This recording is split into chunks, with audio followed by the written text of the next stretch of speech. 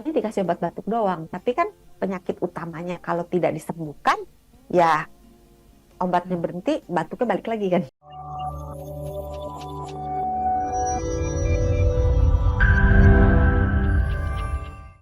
Ya, Jadi langkah pertamanya apa nih dok? Kalau kita tuh batuknya nggak beres-beres, udah lebih dari 8 minggu dan ada gejala-gejala lainnya. Langkah pertama banget.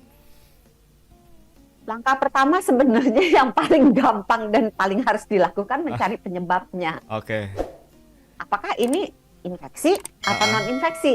Hmm. Kalau infeksi, apakah infeksinya ini berasal dari, kalau virus biasanya jarang yang berkepanjangan ya. Hmm. Virus biasanya self-limiting disease, jadi dengan daya tahan tubuh, dia dengan berjalan waktu kira-kira seminggu gitu udah baik Hmm. sendiri gitu. Hmm. Apakah ini infeksi yang disebabkan oleh bakteri? Bukan. Kalau Hmm. bakteri, kalau untuk Indonesia, yang paling sering itu adalah TBC atau TB Hmm. paru. Sekarang kita menyebutnya TB paru. Hmm. Dan nggak perlu takut yang berlebih.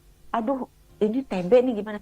Hmm. TB paru itu bisa diobati dan ada obatnya. Hmm. Hanya obatnya itu tidak bisa sehari, 2 hari, seminggu, 2 minggu, tapi minimal 6 bulan. Hmm. Dan kalau ditanya angka kejadiannya tinggi ya, untuk di Indonesia iya Hmm. tinggi. Jadi kalau batuknya agak lama, coba ya sahabat sonora curiga gitu. Hmm. Jangan-jangan aku TB paru gitu. Karena Ah.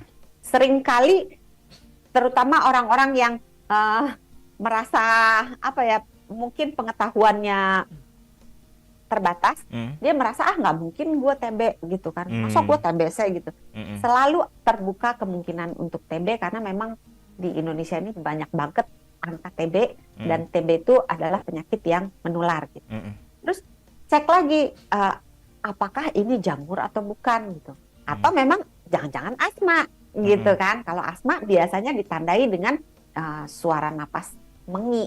Jadi Hmm. kalau mengi itu kayak uh, ketika napas tuh bunyi gitu. Oke.